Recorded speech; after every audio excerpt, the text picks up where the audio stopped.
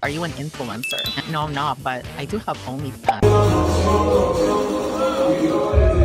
I met like a group of French people. Then I had to kiss all these 16 people.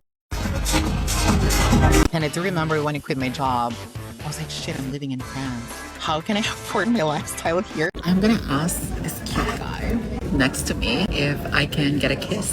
I was, I think, 19 when I started transitioning. We club together, and one girl came to her and asked her if she has a dick. No one's gonna know that I'm trans. I remember both of us were laughing when she got asked this because I was like, damn, just asking the wrong person. I kind of feel hot today and pretty.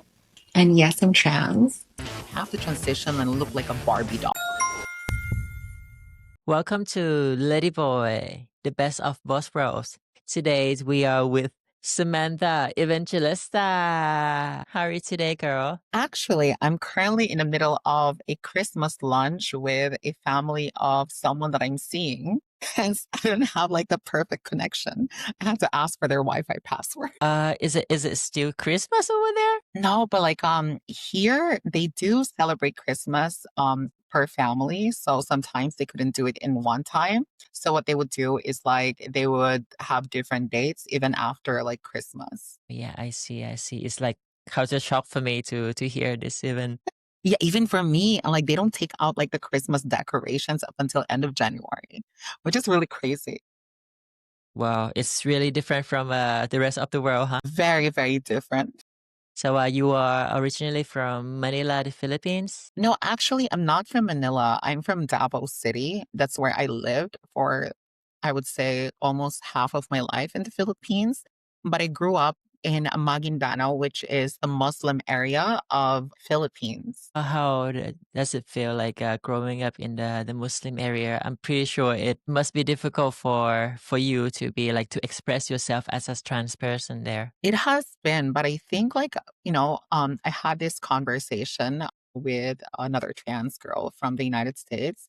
I'm currently starting my own podcast too. So I interview different trans as well from different backgrounds. And I think like when you're a trans, at a very young age, you know something is different in you. And even if it hasn't manifested physically, other people can also feel that. So at that time when I was young, I didn't have the word yet that I'm trans because that word did not even exist in my vocabulary at that time. But I felt I was very different. And it was very difficult in a sense that like you cannot relate yourself with most people you're surrounded with. And you just constantly feel like this sense of isolation in the community just because you don't see anyone that presents how you feel inside, that even that you couldn't articulate. Does that make sense? So there are not many trans where you grew up. I was literally the first trans in where I grew up. Yeah. Wow, that must be like a little bit struggle because you don't know who to look up to. Like, No, never, how never. did you get access to the hormones though if there's nobody talking about the hormones at all? So when I was 16, I moved to a bigger city that's more, I would say, modern in terms of social life in Davao City. I do remember like I saw like this trans girl and she was working in the same company I was with. And she became kind of like my role model in a sense of like transitioning. And my decision was very abrupt that I was like, you know what? I'm going to buy hormones at the pharmacy because in the Philippines, you don't need prescription to get like Diane, for instance. And just the following day, I just started taking hormones. It was simple as that. Around what age you were? I was, I think, 19 when I started transitioning. Oh, Yeah. that's also pretty early.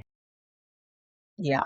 We have people discuss about like what age should a trans person like get access to the hormones, and it's what do you think about this? What age should be right for the Honestly, like, I think this is a very polarizing question only because it requires a lot of legislation. And we're also talking about protection for people who are very, very young. And I think, like, I do have, I would say, an opinion that kind of like isolates me from our community in a sense that I think when you're young, you should be given a very secure and safe space for you to express who you are. But there's really no rush in trying to understand your gender identity. And your focus should be mostly about like things that young people do. But of course, it's really case to case. If you have a gender dysphoria that I think like really hinders you from functioning normally, like the rest of the people you're surrounded with, then maybe you should start transitioning, which requires, I think, really medical intervention. You should really be interviewed and assessed by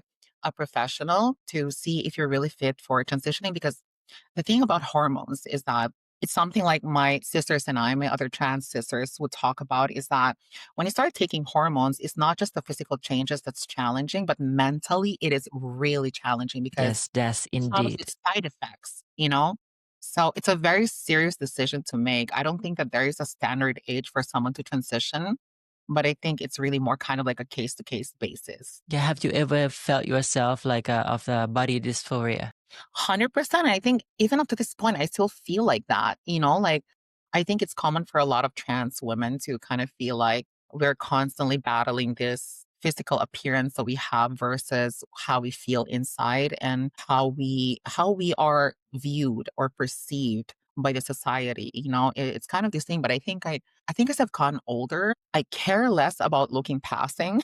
I think when you're young, you're like, you have this certain pressure, especially if you're new to transition, that like have to transition and look like a Barbie doll with Barbie arms and like big boobs and this hourglass shape. But like as you age, you kind of realize that all of these things, while they're very helpful, to give you access to many, because let's be real, like beauty comes with privileges, but at the same time, it doesn't offer it doesn't offer peace of mind. And I think when you get older, you're like, you care more about like your peace of mind. And you kind of realize that at the end of the day, you're just like this little dust in this planet. And it doesn't, like, whatever you think is so big for you may not be as big as you think. And that what really matters is like whether you're happy or not. Yeah, that's the most important. And for me, I feel it myself. Like after transitioning, I Yeah. feel like oh, this is like the things that I belong to, the feeling and the appearance that I would always wanted to look like, and that's like life changing for me forever. Do you feel like you're at the stage in your transition process where you could really be looking at the mirror and be like, this is me. This is who I Yeah, am. pretty much. But I was struggling with my mental kind of like mood swing that comes from with the hormones. How do you handle it? Well, I just stopped for a while and I realized that stopping doesn't help. Mm-mm. Yeah, stopping just make it even like a War. jump up and down, up and down. So now I'm just have like small dose of the hormones regularly and it works just fine. I mean now I don't have any problem with the mood and stuff.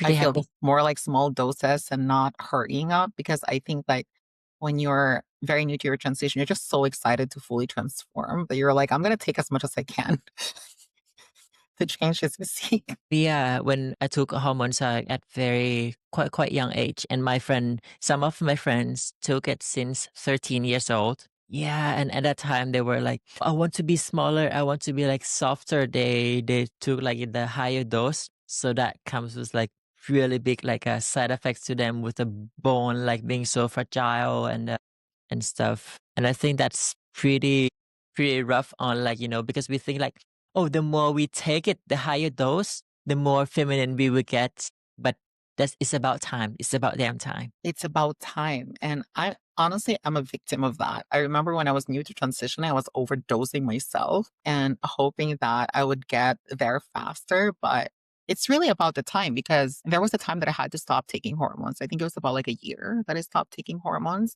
And I kind of feel like even if I stopped taking hormones, like my body was still processing all these changes. And you can really tell, like, I think for me, that's a testament that, like, it's not about the quantity that you're taking. It's more of kind of like this transition is really taking time. It's not overnight. You cannot expedite it. So did you feel the difference at the first like transitioning? How did it feel though? I mean, did you surprise about, oh my God, is it feeling like how lady would feel like? I think it's more like there are a couple of changes that I noticed. I think after a couple of months of taking hormones, I think the first one was like your breasts get more sensitive. Your nips are getting really highly sensitive than they should be. That was like the first transformation I felt. And like my skin was getting softer than they used to be. But mentally, I think that was the most obvious change I've ever had when I transitioned because I do remember before I started taking hormones, that whenever that I would watch a movie or a TV, my mind is just really focused on what's happening on the TV and whatever the plot is or the character is. But I do remember one time I was watching this TV ad for tissues, and that made me cry, which for me is really crazy because my thought process watching this TV ad with a tissue was like, oh my God, I forgot to buy myself some tissues in the toilet. I ran out of it. I am so irresponsible. I'm such a useless person. What have I become? What is this? And I started crying about it.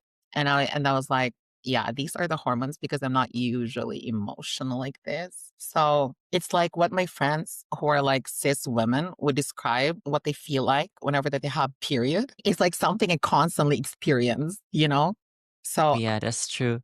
right? Like you're just so emotionally sensitive all the damn time. How did you handle it though? I mean, at that time, I grew up in a very poor background. So it really didn't become a priority for me to take care of my mental health at that time because I just didn't have the luxury to worry about it. So I think I was just like surviving and worried more about like if my family could eat the following day because I support my family. I think it's a very common story as well for Filipinos to, especially queer people, to always be the breadwinner of the family, to take care of their families emotionally and financially, most especially. So at the time, I was more focused in that. So I think how I cope with it was kind of like not really overthinking it and focus on other things that for me was more urgent at that time. So now you are living in Paris, like supporting your family based on Yes. like moving out there.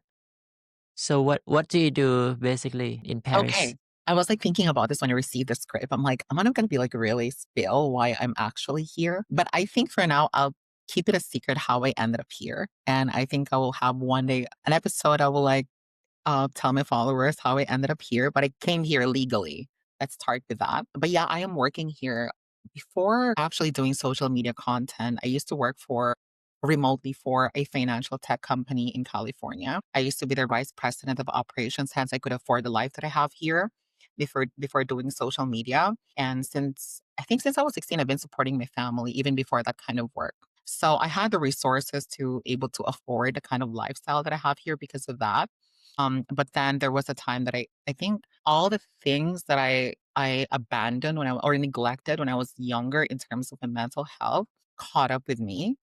And I got so burnt out, I couldn't explain it. I went through like really severe depression during my first year here that I could barely function even just physically. And I quit my job. And I do remember when I quit my job, I was like, shit, I'm living in France. How can I afford my lifestyle here? You know, being trans comes with like maintenance. Like, how can I afford my lifestyle here? And I told myself that, like, look, I have 1 year to 2 years of savings for me to afford the life that I have here. And then in between, I think I need to like not work and really just kind of like relax a bit because I've been working since I was 16 nonstop. Like the most break I had between my jobs was only 2 weeks. And ever since, if I would quit from one company, usually I would just have 3 days or 2 days off before I transitioned to a new company. So I gave myself some time to quit and started doing social media. But the way I started it was really in a whim. It wasn't planned. It wasn't like, oh, I'm gonna do social media and I'm gonna be big. It's not like that. It was one video that went viral. And I was like, you know what, I think I can do this. And then since then it has sustained my So what the which video that went viral? it was me talking out of like the metro station. I got out of the subway. And when I was in the subway, I was taking selfie of me waiting for the metro. And this guy came to me and he was like, do you want me to take a picture of you? And I was like, no, no, it's fine. I'm just doing a selfie. And he was like, are you an influencer? And I was like, no, I'm not, but I do have OnlyFans. And he was like, send the link. And the funny thing is I actually didn't really start my OnlyFans yet. You started after that I by just just started like saying to be funny, you know? But like the way he said it, like, okay, send me the link. And I was like, oh shit. And then I took a video of that, like talking about it. And I think for me at that time, because I only had 100 followers at that time, and for it to reach like 20,000 views in 24 hours was huge for me. And I was like, you know what? I think I can do this. Just constantly making like this type of viral video. Viral videos are kind of more like I think the content that goes viral the most are the ones that are just out of the whim, like not really planned and just very genuine and exactly like real time because people see the relatability in it. I think when you have such an amazing production of content, it's more difficult to go viral because people could really see that this is a setup or this is a plan. But when you talk about your life in general or current situation that just happened casually, people could really feel like they're just watching their friend ranting or yapping, and they're like that. Have you ever planned to create oh, you just mentioned about your podcast. So what's the idea of the podcast? I think we are quite similar at the I think at this point. it's quite similar. I think the difference I think about it is that not that I've seen so many episodes of you, but I think the only difference is honestly different interviewers and different point of view. It comes to different set of questions, I guess.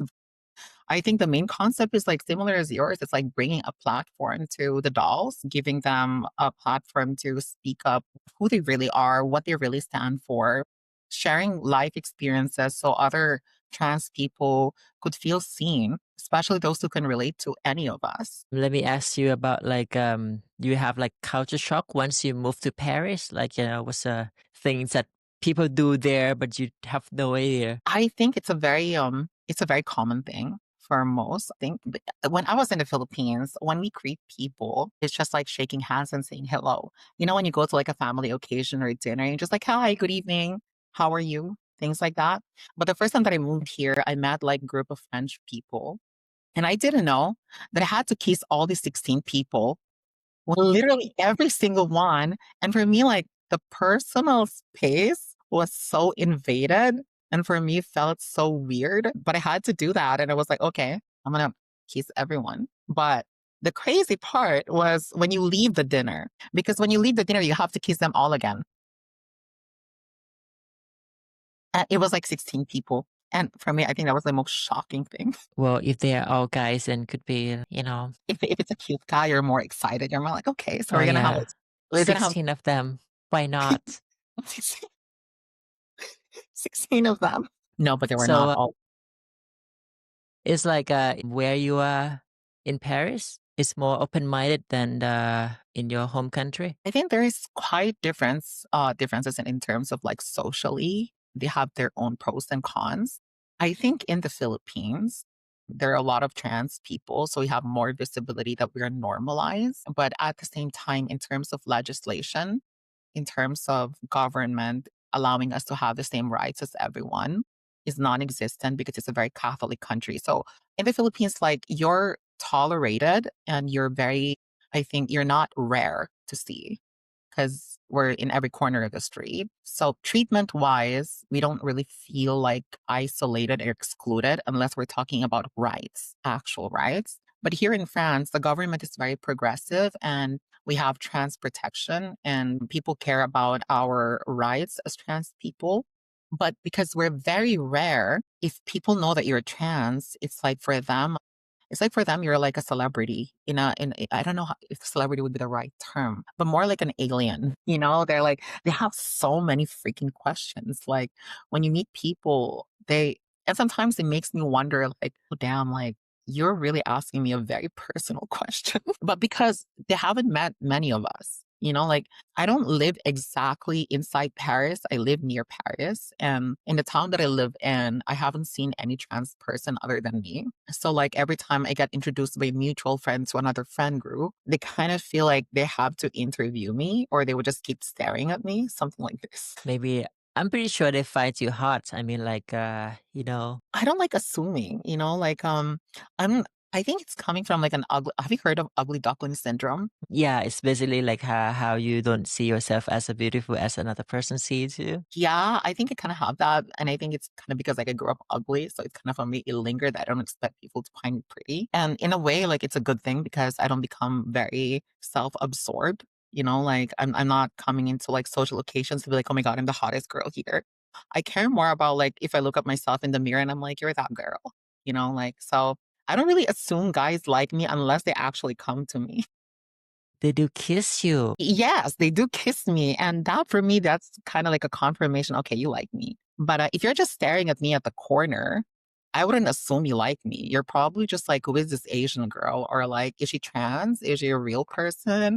I do remember one bar that I went to, and a guy kept looking at me, and I got so irritated because I was pretty drunk enough to have confidence to confront him because he kept staring at me, and I was like, "What's up?" And he was like, "Oh, you just look like a Snapchat filter." And for me, that was like really a funny conversation. I was like, "Okay." So, are you out on the nightclub so often? I would say so. Recently, I wouldn't say recently. It's been about a year. The funny thing is, before I moved to France, I don't drink and I don't really go to clubs. I think the only time I would go to a club is like when I'm traveling to Bangkok, my birthplace. I would say it's the place that I was reborn because before Bangkok, I don't go to clubs, but I don't really go to clubs up until I moved here because I think when I moved here during the time I was like just starting to integrate and I was having this severe depression, it's kind of like a form of escapism. And in the club, like language barrier here plays a lot in terms of integration. If you don't speak French, you would definitely feel isolated. But in a club, you don't have to speak. You can just socialize by like dancing, or you could just like have eye contact with the girls, with people. So yeah, I think since about a year now, I go to clubs a lot, at least maybe 3, 4 times a week. I mean, a month. I mean, I've seen your videos. You've got a lot of attention from men, and like, do French, why do French guys like to kiss so much? Do you have any secret? I don't think I have any secret. Honestly, like, I think here is my theory. I think that Frenchmen find me attractive, and it's not particularly for a very reason that I'm uniquely beautiful, but also because first I'm Asian and I think I wear something very sexual or sexy. And then I think I act very confident socially. That like they gravitate towards that. Oh, this is like this exotic person. She seems confident and outgoing. Well, why don't I take my shot with her? Kind of situation. I think that's why. But there was a time I think when during the first early times that I go to club here, I was going out with this trans girl, and I do remember that this trans girl was getting a lot of attention from guys, and I felt very ugly. I was like, why is no one coming to me? No, really. But like, I think that's because like people can really feel your energy when socially, like, if you're kind of like more like close up like this and not like looks a bit more snobbish and like not really outgoing and gives this antisocial energy, they tend to not approach you. But because I became more comfortable now of going to clubs, I mean, let's be honest, guys in the clubs are looking to get laid. So like sometimes if I get a lot of attention from guys trying to like make out with me or trying to get laid with me, I take that as an insult. Honestly, I'm more like, you think that I look like that? Do you think that I'm easy? Yeah, sometimes I sense that because it's not really about like how beautiful you are in the club. Sometimes it's just like guys are so desperate. I think they gravitate towards girls who are looking more accessible. There's like a meme, like you go with the last girl in the club. That's a proof. That's a proof. Like men will go for any type of women until there's no one to choose left. That is so true. I was just like in the club a couple of weekends ago with my friends, and there was this guy, and I told myself that I was like, I need to rebrand next year, so no more kissing videos. And I got tired of kissing guys, and there was like very very cute guy, and he wanted to talk to me. And at that time, I told my friend like, I need to rehab myself from guys, so I'm not gonna interact Rehab. with. Yeah, I need to rehab myself from guys. So this guy, I rejected him and he came after one of my friends after that friend of mine rejected him and got rejected again by another pretty girl. And then by the end of like the last hour of the club, she went to one that I don't mean to like insult, but kind of like, okay. And then I felt so glad. I was so glad. I was like, thank God I didn't kiss you. Because if this is your what's the term for this? If this is your dating pool or roster, I don't want to be in it. I don't want to be included. I don't want to be included in your catalog. No. Do you have any type, like any type of men that you would date as like serious? Serious. Definitely. I think when it comes to like a serious relationship, I gravitate towards someone first. And that's very low key on social media. I don't like a guy who doesn't have a social media. For me, that's a red flag. But I like a guy whose social media is about his life rather than himself. For me, that's like really a huge plus. If I go visit your Instagram and like I don't see your body and I see pictures of places you've been to or your hobbies or your dogs or your family. For me, that's a huge, huge green flag. I like a guy who has some interest and definitely not the type of person to go clubbing. Someone who is interested in either doing sports, doing something that's kind of more like profound and healthier than me. Someone who's very like has like this huge ability to empathize with many different kinds of people. Someone educated, smart, funny. I think that's pretty much like the things that I look more inwards rather than outside because I think you can really find many pretty people. Especially I'm in France. Like there's so many beautiful people here. But it's rare to find someone that you think could be that person you can depend on in your life choices. I think that's one of the things I look for is someone that I can ask about my life decisions and I would trust and value their input. Do you think there would be struggle with their like they come out with their family and stuff? I think that's pretty common in like in the country where it's new to trans. Like one day you gotta the boyfriend gotta introduce you to the family. You find it difficult. It depends where in France. I think in Paris, I think it could still be difficult, but not as much as difficult as outside Paris, because outside Paris, people are a lot more traditional or a lot more not exposed to us. So I think it's more of difficulty of explaining my existence to them, trying to see me as the same human being as they are. I think people were not exposed to us, never had like a single meaningful interaction with any of us have this misconception that we're a different line of species. That we are totally different, like we're aliens. Like we don't have the same emotions as them. But when they get to have an interaction with us and see us as actually living people, they tend to realize that there's not much to know about being trans because we're the same people. When you go out, like, do men notice that you are trans, or you have to like come up to them like, I'm actually trans? Not here in France. I think like it's because they're rare and like being Asian is a plus. I think when you transition and you're Asian, like physically you innate we have like these soft features. So it's not easy to get clocked here. Not that I know of. Like I never had any experience where like someone came to me like, are you a guy? No. Except I think when I go clubbing and it's not because I'm trans. I think when you're Asian and you look so glam up, people would assume you're a lady boy. I remember I was hanging out with this Vietnamese girl. She's so beautiful, like she's so cunt. And we went to like this club together, and one girl came to her and asked her if she has a dick.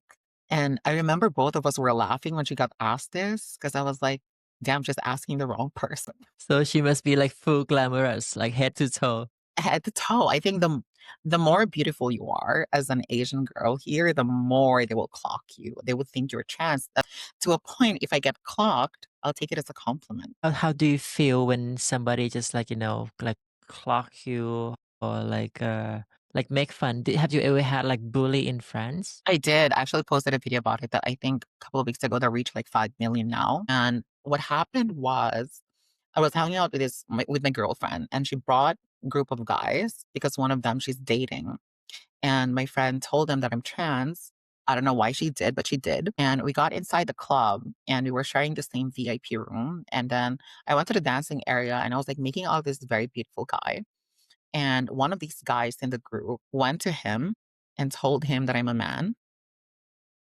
And then after he did that, he went back to his group. And in the corner, all of them were just like laughing at me. Like it was funny to do that. And it triggered a little bit of me, some parts of me as a child being bullied like that. But normally if I get clocked, I don't take it as a kind of like an insult nowadays. I think when I was younger, I care more about it. They're like, oh my God, like, oh, they know that I'm a man, stuff like that. But nowadays, if I get clocked, I'm like, okay, I'm trans. What about it? As long as like then you don't bully me and stuff like that, I really don't care. I could care less because I know for sure that like whatever you feel about me is a reflection of you, not me. If you're busy looking at people's and see how much flaws they have or what you perceive to be flaw, it means that you have so much flaws and you don't want to look inward. So it has nothing to do with me. So I don't take it really personal, to be honest. I don't care that much. I mean, the city doesn't have anything to do with like how people would treat us. So tell me, what's the good thing about Paris that you like the most? I think what I love is like, I think I remember the first time I got here, I was like, my fashion game was really extremely terrible. It was like so messy, non-cohesive. There's no vision. I was just like putting whatever makes me look slut, you know? But then I got here and I think it's not like it was imposed on me, but because you see it on a daily life, you're Yeah, like, everyone is like came out of Pinterest. yeah. So like, subconsciously you start adapting into that and be like, "Oh, I want to get that. I want to look like that, a little bit." So I think it's more like the fashion. The food is amazing, especially the bread. The bread here is nothing like I could get in my country. It's like really like so tasty, so different. Yeah, like that in the sceneries, the architecture. I mean, come on. Like if you're in Paris or like even in other cities of France, the architecture is just so beautiful and scenic. I like it like when I'm depressed and I'm walking in Paris, but I'm like depressed and I'm like, yeah, but the buildings are beautiful. I could be like depressed right now walking in the street of where I grew up and I could just see trees and pretty much, but here I am looking at beautiful buildings. So And it's like a romantic city. So everything seems to be like so romantic. So like, is it not?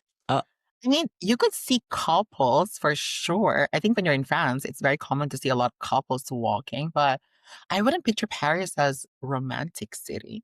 Not really, in my opinion. I never felt romantic in Paris. I've never been there, so it's just like how people would like visualize like Paris as like, oh, it's a fashion and it's like very romantic and stuff. I think wouldn't be the first thing that would come in my mind. I think the first thing that would come in my mind is more of kind of like snob. It feels like snobbish here. All right, so the next one is like, what is the worst thing? The worst thing that you don't like about like Paris or France in general? I think it's this, I don't mean to like, I mean, I've met a lot of French people and this is just a common observation I've had is people here care so much about social etiquette and social etiquette, not just like how you treat people, but also about traditions of social etiquette and how you dress.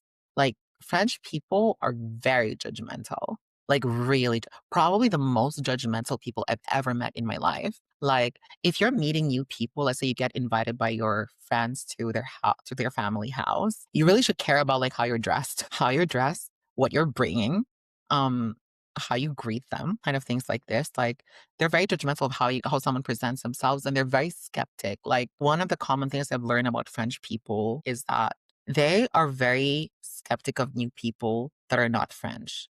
They would automatically find things that they could judge or scrutinize about you, even just the minute things that you do. Because they're very traditional, despite being progressive politically, they're still like very, very traditional and conservative. So, for instance, like in the Philippines, I could wear something cunty, in the city, and for sure, some Catholics would say, "Damn," but like it's kind of like they would judge me, but like they wouldn't really voice it out that much. But here, because people are kind of like grandma, even like younger ones, like they would definitely say something about it.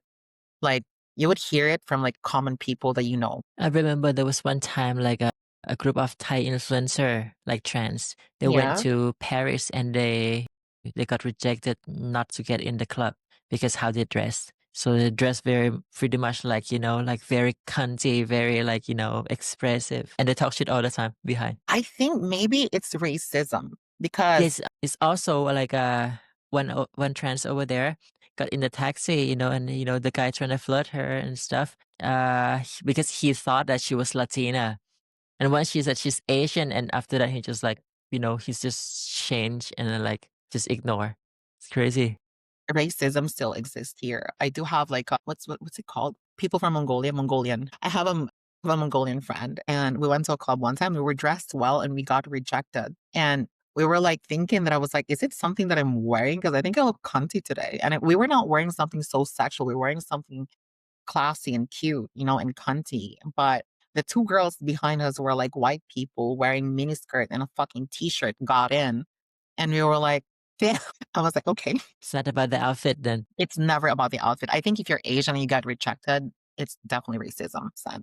Do you think they are also being like racist to black people? Yeah, 100%. I think there's still racism in like non-white people here. It's not just for like Asians, but even black people. Like, and the funny thing is like, even like minority would Like if I am part of a marginalized group, like being trans, other marginalized group would sometimes judge me too or be racist towards me or discriminating. And it doesn't really help, you know? Like, for instance, I would meet black men who would be like um transphobic towards me.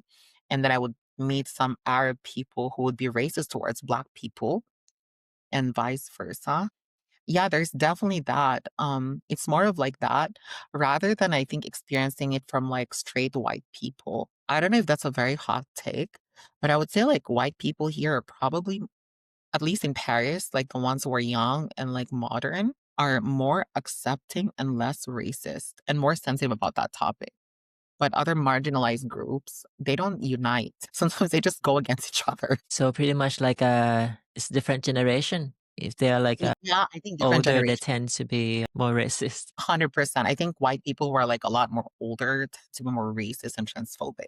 Do you think the young ones are more open-minded in Paris? In Paris, yes. Outside Paris, not really. I think they have the tendency to still be racist. I was with a Thai friend in a club, and one young guy, a white guy, was asking her if she's a sex worker. And she's a student, an 18-year-old woman. She said, like, I'm 18 years old. And she was like, oh, like, are you like a prostitute, a sex worker? And he asked this in front of many people in a smoking area just because she's Thai.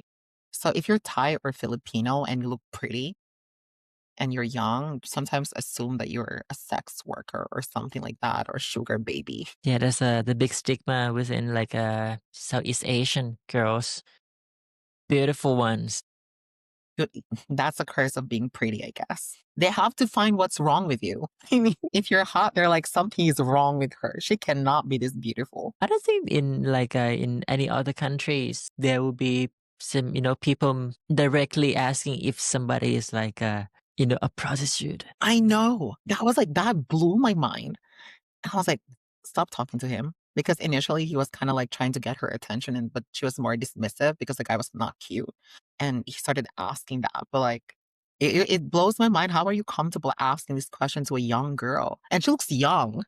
Like this is harassment. I think let's say the Filipino and Thai are everywhere, every corners of the world, and sometimes we don't we see as Asian, sometimes we just like speak Thai to another person and you know end up like, oh, you're not Thai or you're not from the Philippines. I mean, have you ever had this like confusion? I had it was a Thai girl. I was in a club. It was also a trans girl, and she came to me and just started talking to me in Thai. And I was like, I'm so sorry, girl, I'm not Thai, but as Sawadika. I love Thailand. It's my second birthplace. But yeah, it happened to me. That's always the case because sometimes when you spoke like when I heard like Filipino speaking and I heard it like Thai, like somewhat in Thai. So just, hey, are you? I just spoke Thai to her. I think it's because we have very similar features, you know? So why do you think Filipina dominates wherever they go? I think it's not just the Filipinas. I think all the Southeast Asian girls are really dominating everywhere. And I think, first, I think we're very creative. That's one thing. And I think like we have such a warm presence because of our culture, being hospitality being such a huge deal. And I think that we're very talented socially. I don't know if that's a talent, but like we're really good socializing. We're very non-serious people in a sense that like we're funny. We have sense of Yeah, humor. You know, like we're not yeah, like I see really that. judgy with people. We're like making fun of things, even like sometimes that you should be sad about it, you're just trying to make fun of it. So I think that very rich in culture, tradition. Our confidence is it's not like we're very self-conscious, but like socially, most of us don't project it socially. You know, we become like social butterflies. What I was gonna say, never mind. That's okay. I'm trying to think like, I totally get it. and do you think like French people understand like our humor as like? Oh, I remember now. I'm just gonna say like in Thailand, Thai means free. It's like the land of freedom. So Yeah. sometimes we can like talk about anything silly that doesn't make sense, and it's just like Yes. that's how we make fun. And I don't think European would understand some sense like in Thai. Like if you want to insult someone, sometimes you just put like the random animal's name or the parent's name just to mention.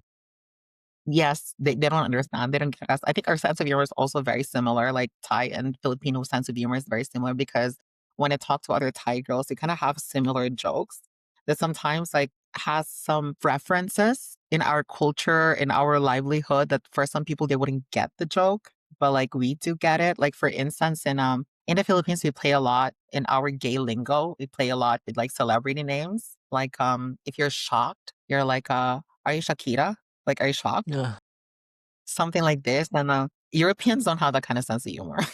They have, like, sometimes, like, I would date guys, and they would try to, like, make me laugh, and I'm just not laughing because 'cause I'm like, "It's not really funny." I'm sorry, but, like, our sense of humor is very witty, have references, and something, like, outside the box and not so obvious, but the jokes are kinda, was that supposed to be funny?" It has to be more silly, then we're It gonna has to be laugh. more silly, crazier, like, go outside the box, like, blow my mind.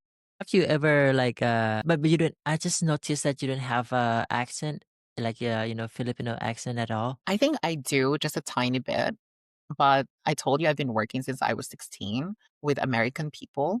And I think that's why. I used to work in call center before, and I used to train language proficiency, business English. So I think that's why I don't have a very strong accent, but I still do have a little bit of accent. I think if I'm talking to someone native speaker, they would assume that I'm not American, but they would assume that I've lived in the US because my accent is a bit more neutral. Do you find like a Filipino accent as like a charming? Charming and funny. Same to Thai. Same to Thai. People make fun of Thai accent all the time. And we have, like, this celebrity, girl in the Philippines, she's so beautiful, and she would make sometimes, like, reels, trying to do, like, a commercial that's, like, classy and high production, but in exaggerated Filipino accent, and I find it so funny. Well, in Thai we have I have to take care of my buffalo sick. This is a good one. Do you guys get offended when, like, other nationalities would try to imitate your accent for fun? Is that something you find Uh, interesting? Depends on the context, if they make it Yeah. like sounds like, serious, making fun, but most of the time we just vibing, just play along. And I usually use that at, I don't know if it's as an insult to my nationality, because sometimes if I see a red flag on a person and they come talk to me, I will not be speaking this way.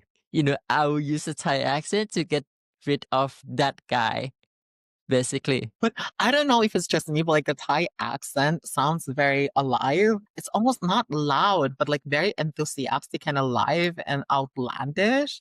That's like, the energy yeah, it's just, like, always there, not rising and going, it's going down, it's just, like, there all the time. Yeah, but we oftentimes make it like, too intense, overly Yeah. make it like, exaggerate it to be like, I mean, there's some Thai people who have an accent, but not that level. Yeah. When I was in Thailand, I've been there a couple of times, and I told you, like, it's kind of my second birthplace because before going to Thailand, I wouldn't say I was a boring person, but I was a homey type of person. My life is revolving around staying at home and working in my computer, wearing a hoodie, and, going to the gym, not drinking, doesn't have social life, never dated up until I was in Thailand. And then when I went to Thailand, I was like, "Oh my god, there is another version of me, and I like her better."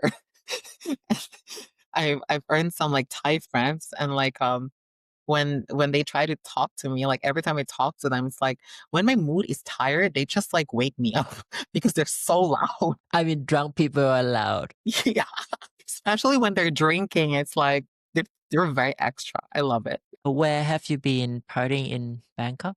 I went to the DJ station, which really frustrated me because the first time I got there, my gay friend brought me there. I was like, oh my God, there's so many beautiful guys. And like, there was like this cute Taiwanese guy, and he was talking to me and he was like, can we dance? And I was like, oh my God, I'm going to get laid tonight. He's so cute. And 10 minutes later, a guy came to us and he was like, oh, this is my boyfriend, Kevin. And I was like, oh, you're gay. And I was like, yeah. It's like, shit, I just, Well, if you're with gay friends, I mean, I was like, the it's whole more time, likely to it's more likely to have another gay friends. I was like, I thought you were interested in me. And he was like, I'm sorry, girl, I'm gay, but I can dance with you. What's wrong? What's wrong with your radar? I don't have a radar. Oh, So can you detect if anyone is trans when you walk past one? I think I can a little bit if it's I think I can a little bit, but the thing is, like, if I see someone who's, like, trans, I think to be trans, I don't I don't really think hard about it and be like, "Is she trans? Is she really trans?" Like, "Oh, she could be trans," and then I let go of it, you know? Like, I don't really spend time, like, looking at someone if someone's gay or trans. I care more about, is the makeup good? Are the brows good? Or the More like outfit, oh my god, that outfit, outfit. yeah, Where did you like, get it from? the outfit is a gag, I care more about that. I met one trans girl here in Paris, and I was like, the whole time I didn't even know she's trans. Up until she invited me, she was like, "Do you wanna go to Escuelita?" And I was like, "What is that Escuelita? What is that place? I've never been there." And she was like, "Oh, it's like a place for us." I was like, "Oh, is it an Asian place?" 'Cause she's, like, Asian. She's like, "No, for, like, just for trans people." And I was like, "Shit, are you trans?" Because You we only definitely have something wrong with your radar. something is wrong. My radar is terrible. I mean, if you cannot like see like another gay as like gay, then It's difficult for me to have to identify if someone's gay. I think it depends though. I mean, if you're wearing all pink stuff and you're wearing eyeshadow or eyeliner, so I would know, obviously, you know? Like, if you're just like a regular guy, you could be feminine and I would still not assume you're gay. would you be into gay men? Not really. I mean, I don't know. I mean, I'm very open-minded as a person. Like, even with girls, I don't close my doors. I could end up with a girl. I don't know. But like, I don't know, honestly. Like for now, when I see the thing is like when I see gay guys, I'm like, you're my sister. Like you're my Yeah, if pretty you're like much. that, you're my sister. It feels wrong. That's pretty much why the reason why I transitioned because, at that time I was trying to figure out what I Yeah. would like to be, and I never been attracted to any gay guy. So there was a Thai influencer at that time. At that time, we don't call influencer; we call net idol. I love that it's like K-pop So idol. yeah, so it's like net idol. She's a trans, and she had like a straight boyfriend who was like policeman. Yeah. And at that time, I was like, oh my god! Like if you like transition to be like looking like women, you can actually like attract like straight men in your life. Yeah. And after that, just like, go buy hormones. If I could get myself a straight police guy, I would take the hormones. I'm taking it.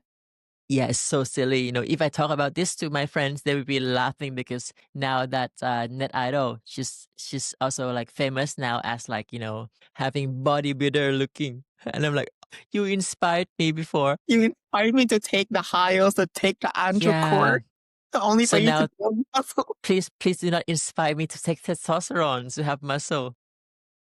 Does that scare you? Like, having more muscular arms or like, is that something that you care about? I used to actually, but now I don't care anymore. I mean, at this point, I feel like I'm a little bit more grown up and I care more about my mental state, not to care about what other people think. In Thailand, the beauty standard is very fixed to be like any other Asian countries. Like you need to have a white skin, whitening your skin and have like petite looking like cute. Yeah, yeah.